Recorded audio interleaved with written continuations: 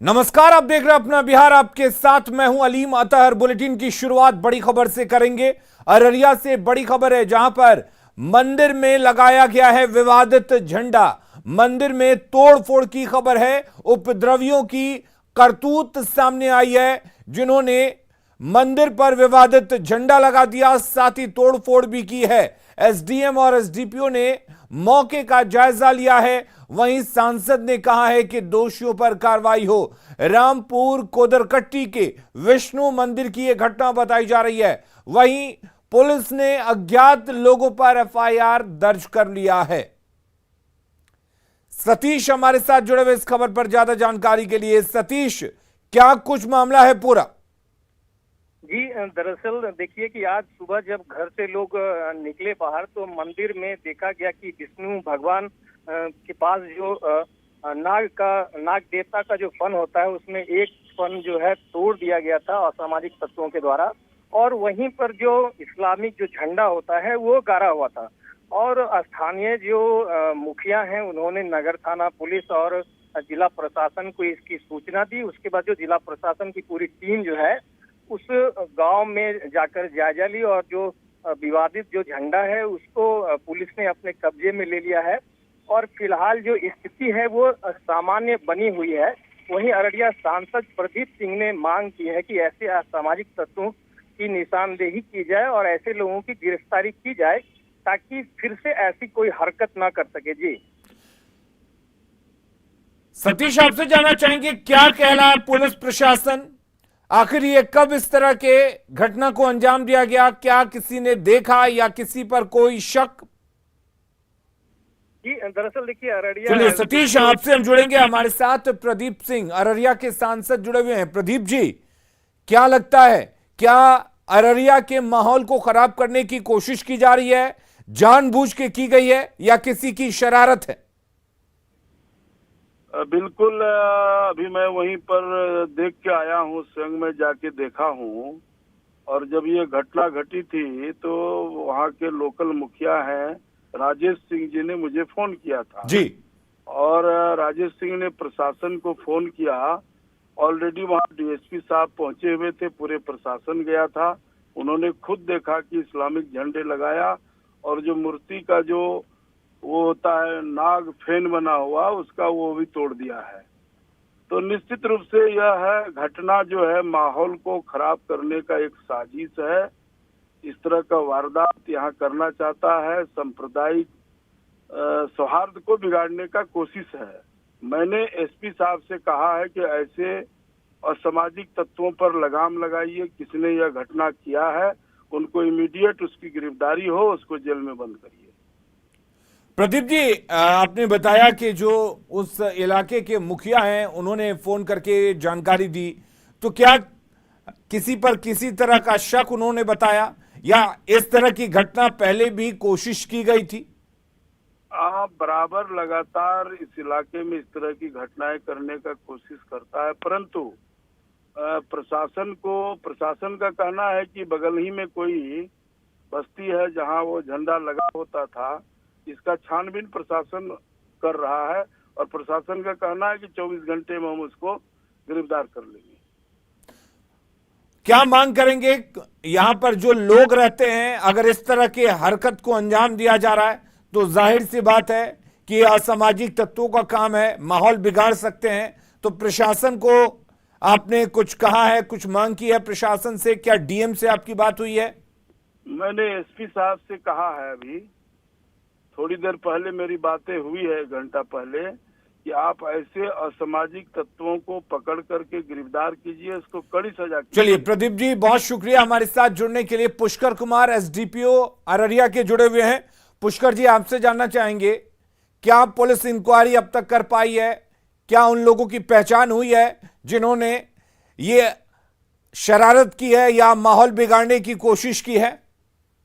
अभी तो पहचान की जा रही है। हम लोग निश्चित तौर पर उसको चिन्हित कर लेंगे। एफआईआर दर्ज कर दिया गया है, और एहतियाती जो है कार्रवाई किए गए। सारे लोगों को हम लोग बैठाए, लेकिन गांव समाज में कोई भी ऐसा लोग नहीं है जो इस तरह के माहौल को खराब करना चाहता है। कुछ शरारती तत्व है, इसको चिन्हित करेंगे, उनको कठोर से कठोर कार्रवाई की जाएगी उनके विरुद्ध। अभी हमारे साथ सांसद जुड़े हुए थे, उनका कहना है कि मुखिया ने कहा है कि पहले भी इस तरह की कोशिश की गई है, हालांकि कामयाब नहीं हुए हैं, लेकिन इस तरह के अक्सर कोशिश की जाती है वहां पर।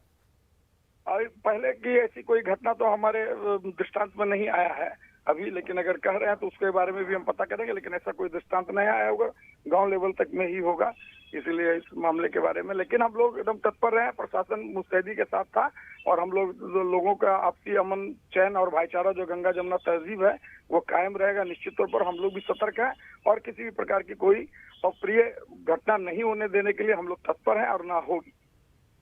चलिए, बहुत शुक्रिया पुष्कर जी हमारे साथ जुड़ने के लिए और तमाम बातचीत करने के लिए। और अब सवाल यह उठता है कि मंदिर ही आखिर निशाने पर क्यों है? सबसे बड़ा सवाल है, क्यों आखिर मंदिरों को निशाना बनाया जा रहा है? जानबूझकर क्यों मंदिर को निशाना बनाया जा रहा है? सवाल यह भी है कि मंदिर में विवादित झंडा लगाने का आखिर मतलब क्या है?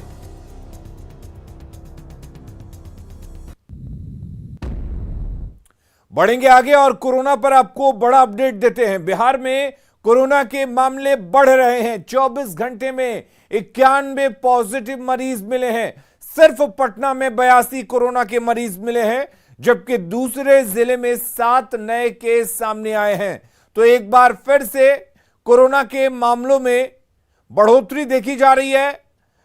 पूरे देश में जहां 12,000 से ज्यादा केसेस सामने आ चुके हैं, तो अब बिहार में भी ये मामले सैकड़ा पार तक पहुंचने वाले हैं, यानी कि 90 से ऊपर केसेस सामने आ चुके हैं। और आप अंदाजा लगाइए कि सिर्फ और सिर्फ पटना में 80 से ज्यादा केसेस मिले हैं। हालांकि 7 केस बिहार के दूसरे जिलों से भी सामने आए हैं। और पटना से एक बड़ी खबर आपको बता दें, कुछ देर में जेडीयू की मीटिंग होने वाली है। विधायकों के साथ सीएम नीतीश कुमार बैठक करेंगे। एक अणे मार्ग आवास पर मीटिंग की जाएगी। वर्तमान राजनीतिक हालात और विधानसभा सत्र को लेकर यह बैठक महत्वपूर्ण माना जा रहा है, इस बैठक को।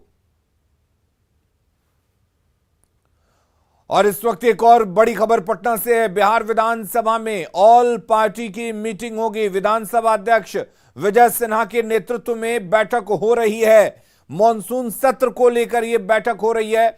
बैठक में उप मुख्यमंत्री तारकिशोर प्रसाद, रेणु देवी, संसदीय कार्य मंत्री विजय चौधरी, ऊर्जा मंत्री विजेंद्र यादव, आरजेडी के मुख्य सचेतक ललित यादव सहित कई दलों के नेता मौजूद हैं। और सीएम नीतीश कुमार ने राष्ट्रपति चुनाव में द्रौपदी मुर्मू के समर्थन का ऐलान किया है। मुख्यमंत्री ने अपने ट्विटर हैंडल से ट्वीट किया, जिसमें उन्होंने द्रौपदी मुर्मू को उम्मीदवार बनाए जाने पर खुशी जताई। साथ ही प्रधानमंत्री नरेंद्र मोदी को इसके लिए धन्यवाद दिया। सीएम ने बताया कि प्रधानमंत्री ने कल ही उनको फोन पर द्रौपदी मुर्मू को उम्मीदवार बनाए जाने की जानकारी दी थी।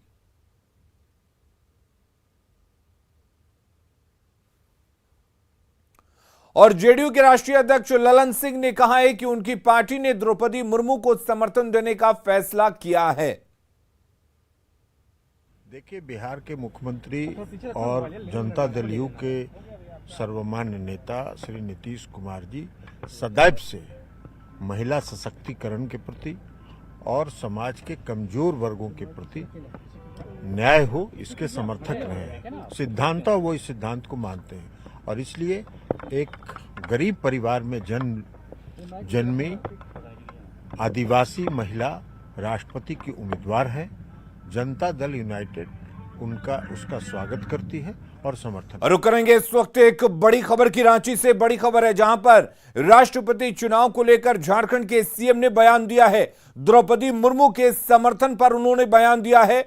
उन्होंने कहा है कि अभी तो उम्मीदवार बनी है, राष्ट्रपति चुनाव पर पार्टी निर्णय लेगी। एनडीए के उम्मीदवार हैं द्रौपदी मुर्मू, जिनको समर्थन देने पर झारखंड के सीएम हेमंत सोरेन ने कहा है कि अभी तो उम्मीदवार बनी है द्रौपदी मुर्मू, समर्थन दिया जाए या नहीं इस पर पार्टी निर्णय लेगी। राष्ट्रपति की उम्मीदवार है, आदिवासी हैं, महिला है, और ये कहा जा रहा है कि अगर वो बनती है तो वो इतिहास रचेंगी। आप आदिवासी मुख्यमंत्री हैं, आपसे अच्छे संबंध रहे हैं, क्या आपका समर्थन रहेगा? तो नाम घोषणा हुआ है।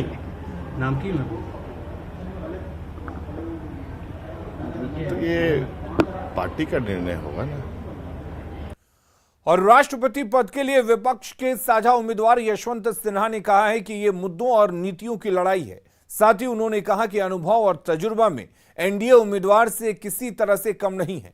वहीं उन्होंने जीत का दावा किया है। यशवंत सिन्हा से बातचीत की न्यूज 18 संवाददाता ने। अभी हमारे साथ हैं यशवंत सिन्हा, जो कि विपक्ष के साझा उम्मीदवार हैं राष्ट्रपति चुनाव के लिए। सर, ये बताइए कि आपको विपक्ष ने उम्मीदवार बनाया है, कितना भरोसा है आपको? पूरा भरोसा है। अगर भरोसा नहीं होता तो और लोगों ने जैसे मना कर दिया वैसे मैं भी मना कर सकता था, लेकिन मुझे भरोसा है उन सब दलों के ऊपर जिन्होंने मुझे उम्मीदवार बनाया है। मुझे भरोसा है उन दलों के बाहर के जो लोग हैं, जो वोटर्स हैं विभिन्न राज्यों में और केंद्र में, उन पर भरोसा है। और सबसे ज़्यादा मुझे भरोसा है देश की जनता के ऊपर कि वो अपने प्रतिनिधियों के ऊपर दबाव बनाएगी कि वो मेरे पक्ष में अपना मत प्रदान करे। और इसलिए बनाएगी क्योंकि ये दो व्यक्तियों का संघर्ष नहीं है, ये दो विचारधाराओं का संघर्ष है। और मैं उस विचारधारा का प्रतिनिधि हूँ जो चाहता है कि देश का संविधान सुरक्षित रहे। सर, आप झारखंड से आते हैं, जेएमएम क्या आपका समर्थन करने जा रही है? मुझे पूरा विश्वास वो करेंगे, क्योंकि आपने जैसा कहा मैं झारखंड से आता हूँ और झारखंड को एक गौरव की भावना होनी चाहिए कि उनके प्रदेश का व्यक्ति राष्ट्रपति बनेगा देश का। मैं नहीं समझ पा रहा हूँ कि ये क्यों एक भ्रम फैलाया जा रहा है कि द्रौपदी मुर्मू के उम्मीदवार बनने से उनको बहुत फ़ायदा होने वाला है। मैं 8 दशक अपने जीवन का पूरा कर चुका हूँ और मैं मानता हूँ कि मेरा जो अनुभव है, चाहे वो एक पदाधिकारी के रूप में रहा हो, चाहे